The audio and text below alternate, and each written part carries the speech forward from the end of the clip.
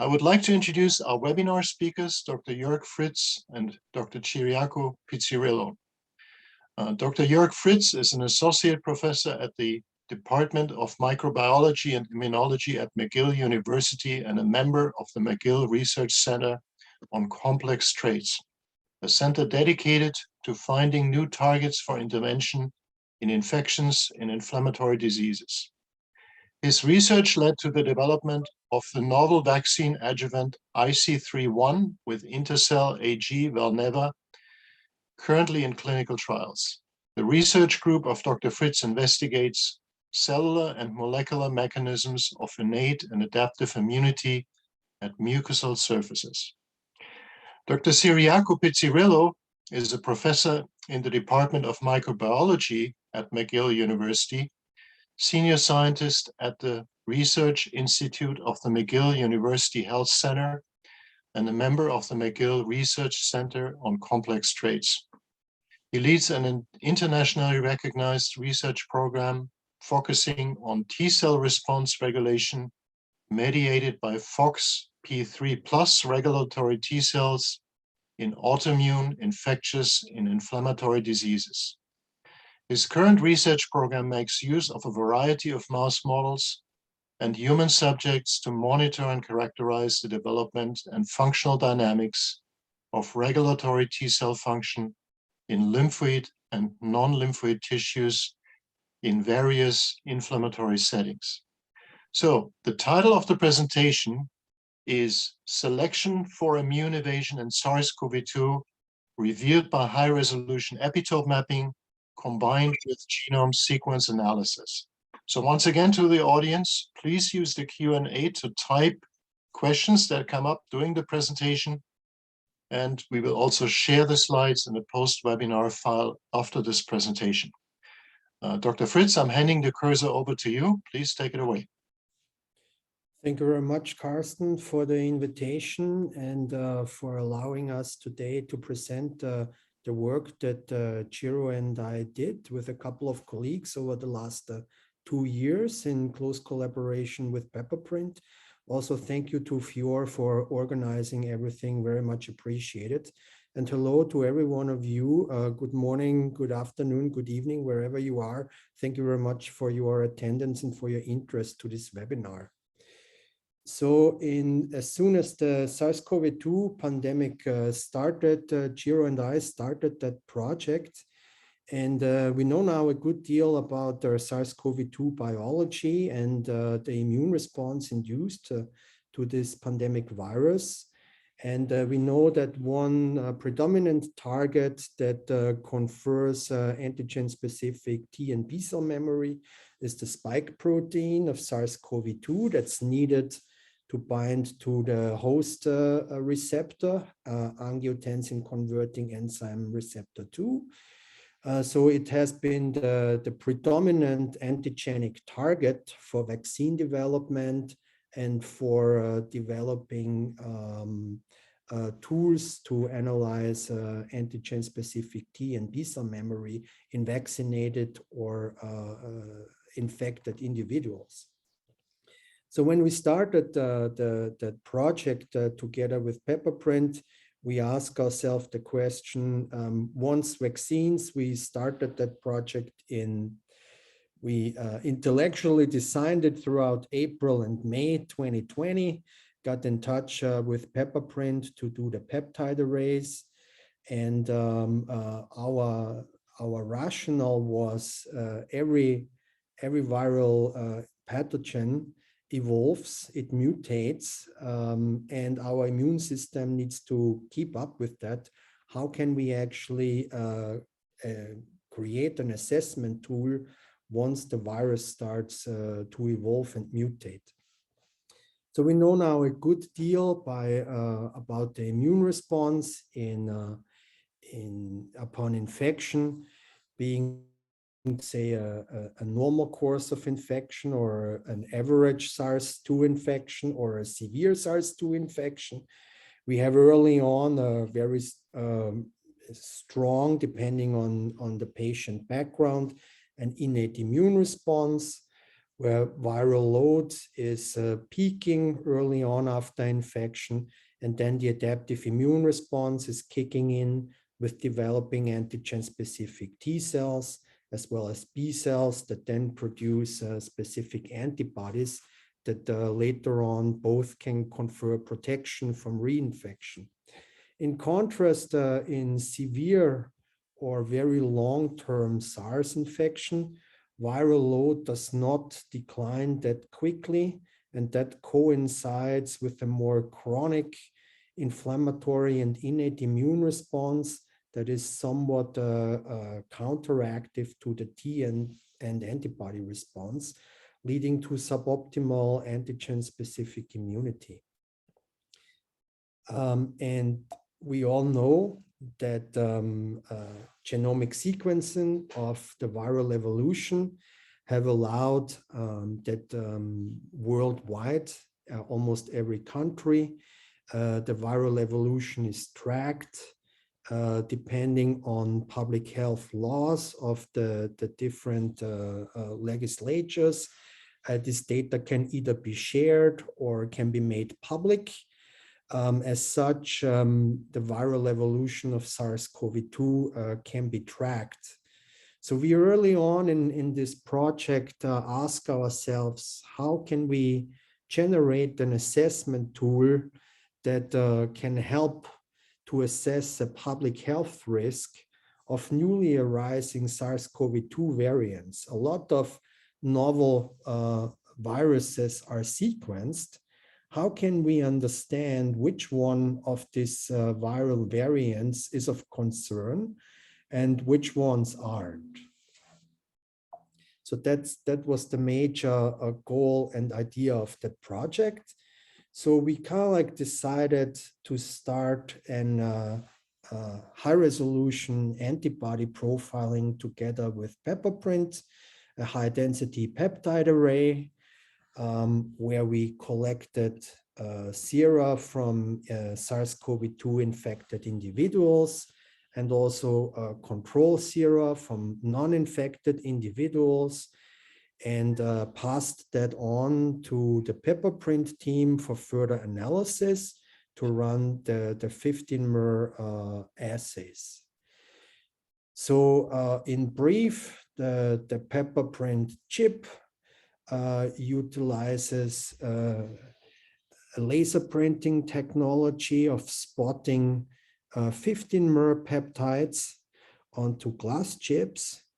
It's using overlapping peptide libraries that are overlapped by 13 amino acids. So we asked PepperPrint to spot the whole SARS-CoV-2 proteome by this overlapping 15-mers to the glass chip.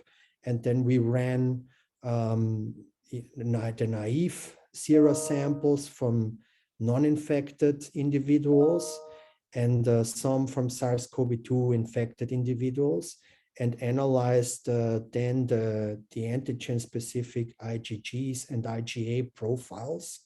And you can see here an example how that looks like, example of a raw data of one chip from one individual for, I think that is IgA. So we obtained then the data set we analyzed 5 negative individuals, so non-infected individuals, and sera from 10 SARS-CoV-2 infected individuals. They all, those were patients that have been infected in Central Southern Europe in the early phase of the SARS-CoV-2 pandemic around April or May.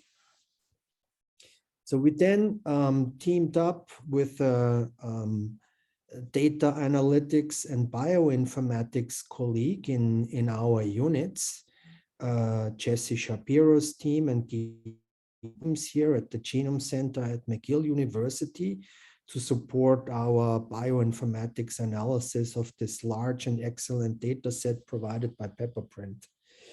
So as you can see here, the data comes as relative fluorescent units.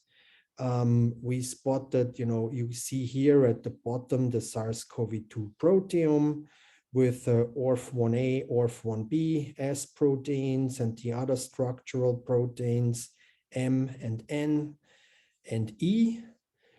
You can see here on top, you have the RFU units for the SARS-CoV-2 positive sera pooled together. And then at the bottom, you have the SARS-CoV-2 negative one. And on top, we have the RFU. And at the bottom, we have the epitope coverage. What becomes very clear that we get for SARS-CoV-2 positive individuals as well as SARS-CoV-2 negative ones, we get for both cases, we get pretty good coverage of signals. However, when we then compared more closely SARS-CoV-2 positive and negative, we still could obtain that for most of the proteins, and especially S and ORF1B, we obtained higher relative fluorescent units, so stronger antibody reactivity in the SARS-CoV-2 positive patients. What it clearly means is that there is some pre-existing immune reactivity in individuals that have not been infected with SARS-CoV-2. We then continued our analysis and determined, first of all, the absolute peptide reactivity that we obtained here, and comparing here in blue the SARS-CoV-2 negative samples with the SARS-CoV-2 positive ones shown in pink. You can clearly see that, for both populations, we get quite nice reactivity to a large number of peptides spotted. And there is clearly also an overlap between these two populations for peptides that are recognized for both populations. So overall, we obtained, especially for S protein, to some extent for N and for ORF1AB, a clearly stronger antibody reactivity to more peptides in the SARS-CoV-2 positive samples that we analyzed compared to the SARS-CoV-2 negative samples. So the absolute peptide numbers are here summarized in the table below, indicating already early on in the analysis that the pepper chip, the high density peptide array, is very sensitive and detects a large amount of antibody responses. We then went on and compared the epitopes that we obtained with the pepper chip and compared them to bioinformatically predicted epitopes. And we utilized here two algorithms that are freely accessible, two prediction tools called epipred and discotope, and kind of looked at the overlap and the distinct peptides versus the overlapping peptides that we actually identified. And for S protein, there was quite a nice overlap, especially with, in our analysis, especially with the epipred algorithm. But there were even up to 28 different epitopes that we identified that our analysis gave with both algorithms, epipred and discotope, for example, as was the case for ORF1A and ORF1B, so suggesting that some epitopes that are predicted are actually also found in our analysis. We would expect that would we have analyzed a larger amount of samples, that this number would have even increased, but we were limited in the samples that we were able to analyze on our end.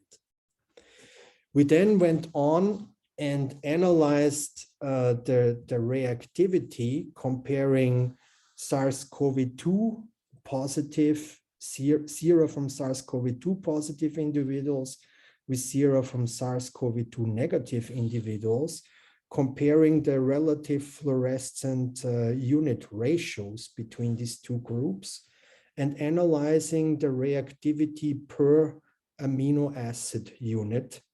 And then we made this map here. An example here is shown for the spike protein, where we also highlight here the nucleotide binding domain here in purple and the receptor binding domain in green here. And then the higher the RFU ratio of SARS-CoV-2 positive versus negative reactivity was, up to more than 30-fold increase is shown in pink. So you can clearly see here some, we refer to them as antigenic hotspots, pop up very clearly in the receptor binding domain, shown here in red pinkish. There are also some in blue and green that also clearly have a high RFU ratio, as is the case for some antigenic hotspots in the nucleotide binding domain or outside of these two domains. So clearly suggesting that with this type of analysis, utilizing the pepper chip and only a handful of samples, we were able to quite identify a very selective antigenic hotspots in the spike protein. With the help of our bioinformatics colleagues, we then went on and created a conservation score map of the spike protein and did that overlay with the RFU ratio that I've just shown, which allowed us to then, with structural modeling, come to a structural mapping that allowed us to identify which antigenic hotspots are actually structurally accessible to antibody binding, shown here in green as in the receptor binding domain and the nucleotide binding domain of the SARS-CoV-2 S protein, and referred here as epitopes. So with this conservation score allowing structural accessibility, we can clearly see that a lot of linear as well as structural antigenic hotspots have been identified with the pepper chip in our analysis. We did the same maps for the other structural proteins that we analyzed, SARS-CoV-2 envelope protein, identifying quite a limited antigenic hotspots shown here in blue. For the membrane protein, we could identify a couple more specific antigenic hotspots, as was the case for the nucleocapsid protein. So suggesting that very specific regions are actually recognized by antibodies from the samples we analyzed. We did that as well for ORF1A and ORF1B, where, to our knowledge, there is very little information so far out there what antigenic antibody targets are there available in these proteins. However, we need to admit that we did not have the capacity to do structural modeling of all these proteins that are encoded in ORF1A, ORF1B. But clearly, this is not based on this map that we obtained from the samples analyzed. It does not look like random antibody binding. We expect that there's quite some specificity given, and we would be very curious to, we're currently exploring how to do the structural modeling of this, as is the case for ORF1B.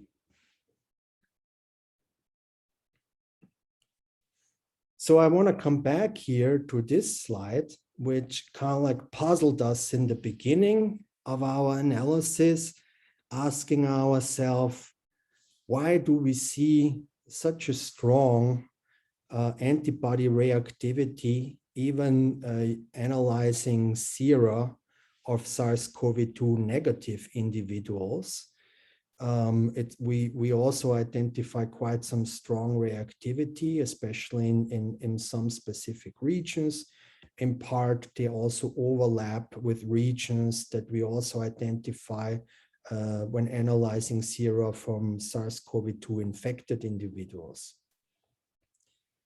So since we obtained the data set, quite a good deal is known about pre-existing immunity to SARS-CoV-2 in humans conferred by previous infections with seasonal coronaviruses. And that already sparked that idea, which I call here the case for pre-existing immunity, that sparked our interest already early on in the pandemic, when it was reported quite a substantial undocumented infection rate in asymptomatic individuals that are infected with SARS-CoV-2, but a lot of individuals that are infected have very mild or no symptoms, no disease symptoms. And since then, there is already a meta-study published, looking at different cohorts all over the world, referring them as asymptomatic infections. And depending on which study you look like, this meta-study came to the conclusion between about 22 to 85% of infected individuals are actually asymptomatic. So why is that the case? Of course, some genetic factors and age and pre-existing conditions and diseases could contribute to that. However, we actually, put forward the hypothesis, which has now been proven by other publications, that previous infections with seasonal coronaviruses could contribute by generating pre-existing immunity to SARS-CoV-2, which could explain it, at least partially, why some individuals have very mild or no symptoms about SARS-CoV-2 infection. We know from excellent studies done by many research teams all over the world about coronavirus diversity. And of course, even before the SARS-CoV-2 pandemic, we had the first SARS pandemic in 2002, 2003, and then in the early 2010s, some localized outbreak by MERS infection, where there are intermediate hosts are known. And almost all of us, since early birth, are infected by 4 frequently circulating human coronaviruses, which are commonly referred to as seasonal flu, seasonal coronaviruses, NL63, 229E, OC43, and HKU1. So it's also known that some of these viruses have quite some sequence and structural homology to SARS-CoV-2, which prompted us in our analysis that we did together with peptide array, analyze our 15 samples not only for reactivity to SARS-CoV-2, but we also spotted the whole proteome of these 4 seasonal coronaviruses and analyzed the antibody reactivity to the proteome of these 4 seasonal coronaviruses as well in parallel. And did the same analysis that I introduced to you earlier on. So it was very clear that all individuals have quite nice reactivity.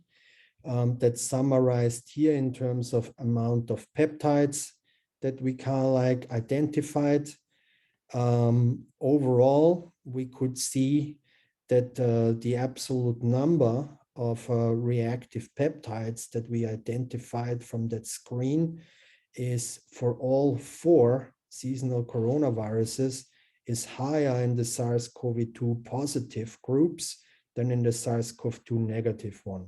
For example, when we analyzed for OC43 proteome, we identified about more than 450 in the SARS-CoV-2 negative group, but more than 800 in the SARS-CoV-2 positive one, and so forth. That same pattern holds true for almost all 4 seasonal coronaviruses. So we were kind of like then, of course, curious with all these data sets at hand, how conserved are the identified epitopes between these 5 coronaviruses, SARS-CoV-2 and the 4 seasonal one. To evaluate the conservation of epitopes, we aligned the protein sequences of the viral strains and calculated the conservation score based on the physicochemical properties of these protein sequences, and then added to that, we defined the cross-reactivity per amino acid sites within every 15-mer peptide. And we then had to make a cutoff what we identify as a strong conservation score, which we define as higher than 6, for which antibody responses to SARS-CoV-2 are identified together with at least one of the seasonal coronaviruses. Those were considered cross-reactive epitope sites. And when we then looked at the whole antibody reactivity, we identified about 27% of the pool of the detective epitope sites actually as cross-reactive between SARS-CoV-2 and at least one of the 4 seasonal coronavirus strains. And as an example here on the left side in B, we show you a local alignment of the pepper print chip responses for the S protein of all 5 viruses, where you can clearly see that there are some hotspots in the sequences that are kind of like identified in almost all 5 of the analyzed virus sequences. So we then were curious and asked the question, are cross-reactive epitope sites the ones that are particularly important for the antibody-mediated immune response after exposure to SARS-CoV-2? We analyzed if the humoral immune response to SARS-CoV-2 epitopes correlated with the number of the cross-reactive epitope sites identified, and asked to which extent is the response to SARS-CoV-2 actually predictable based on cross-reactivity to other endemic seasonal human coronaviruses. And we defined cross-reactive epitopes as peptide sequences with at least 5 cross-reactive epitope sites within the 15-mer. So we kind of then compared this matrix of analysis that we identified with the previously published study led by Stephen Elledge, published in Science in November 2020, where they applied phage immunoprecipitation analysis to identify the antibody responses. And we show you here on the left side the total amount of differential cross-reactive epitope sites that we identified in our screen, referred to here as HDPA, our current study. We only had 15 samples here, and the FIPSEQ study had over 400 samples analyzed here. And for overall, we think that we have quite a strong sensitivity in the assay with the pepper chip and our bioinformatics analysis at hand here. For example, for the S protein, we identified 135 cross-reactive epitope sites, 30 overlap with the published study, and so forth. And then we also tried to answer our especially cross-reactive epitope sites that are more reactive after SARS-CoV-2 exposure.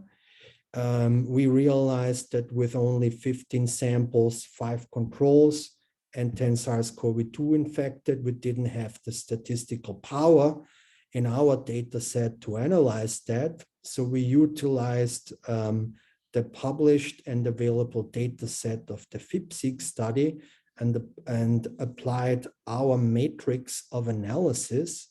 And what you can see here is that cross-reactive epitopes lead to higher reactivity, antibody reactivity, compared to non-cross-reactive epitopes in SARS-CoV-2 positive patients compared to SARS-CoV-2 negative patients. So suggesting that there is already immune memory through cross-reactive epitopes in place, with this elicited again after SARS-CoV-2 exposure. It will be interesting to see if this cross-reactive epitope sites actually can also confer neutralizing activity. That's something I think that will be very interesting to explore in future experiments. So we then were fortunate. We are very closely interlinked here at McGill University with a powerful genome center, where our colleagues Shapiro and Burg are working.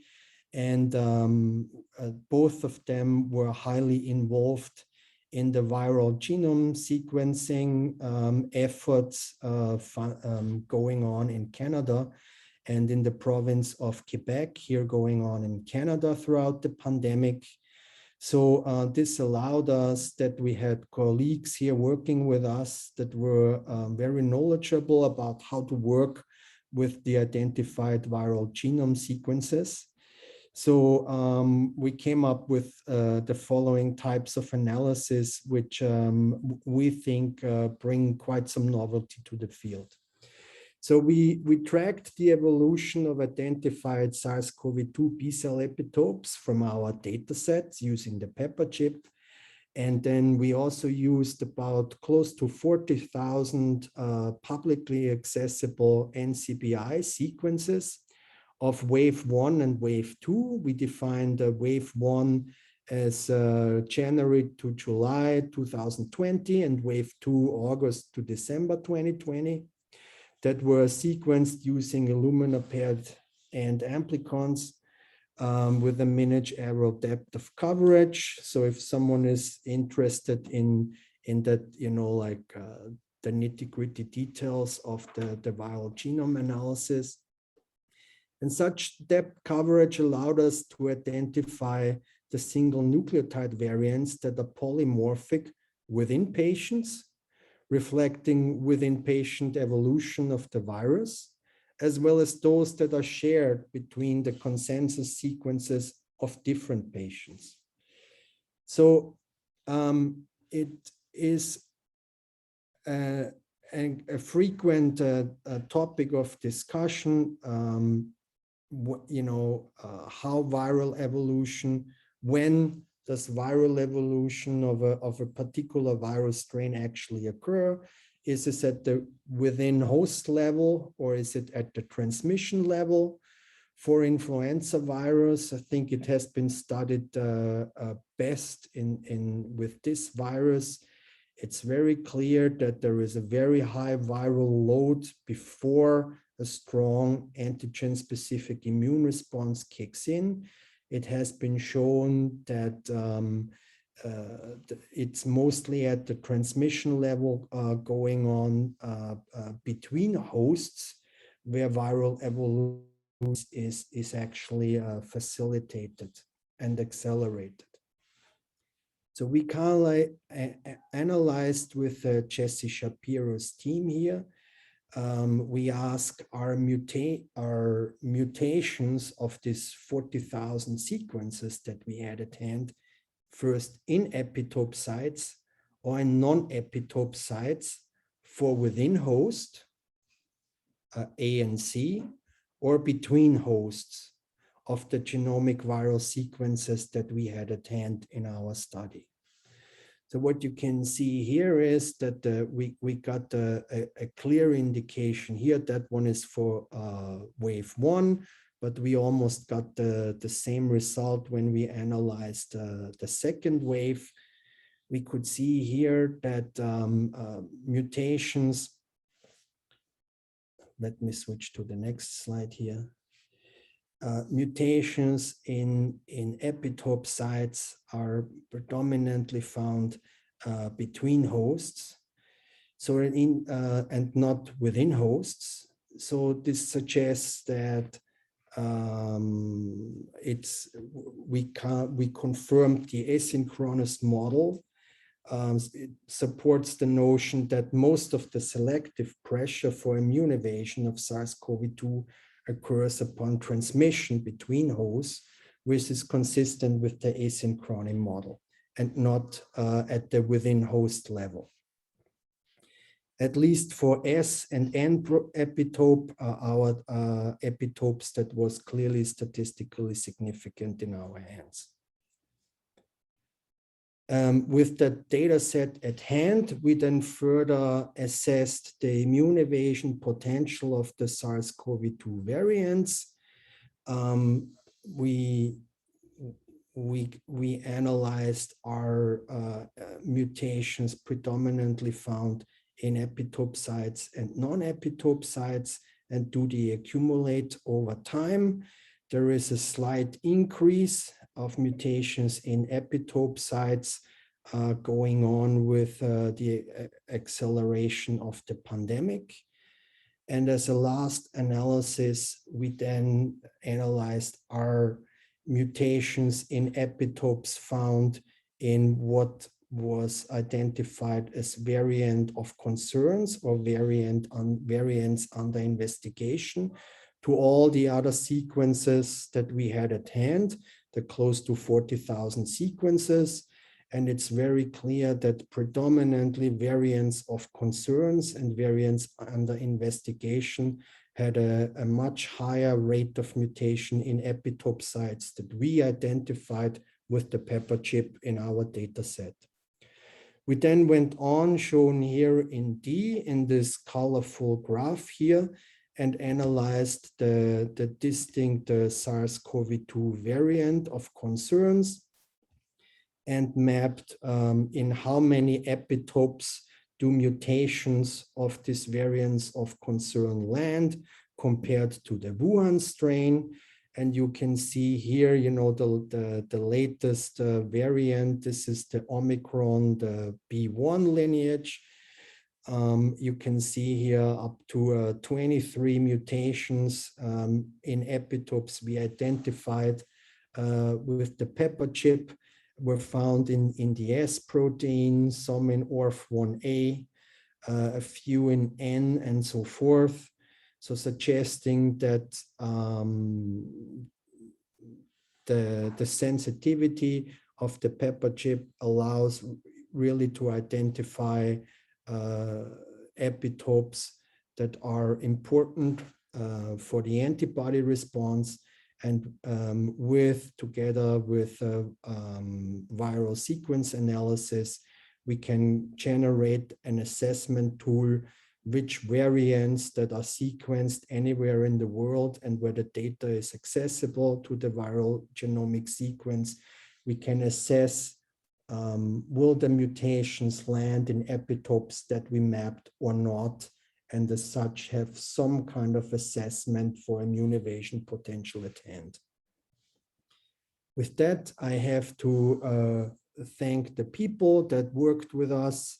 It was a great pleasure to work with all of them. First and foremost, Carsten and Volker for working with us on analysis and together with the whole PepperPrint team. with Jesse Shapiro and Arnaud doing all the viral sequence analysis.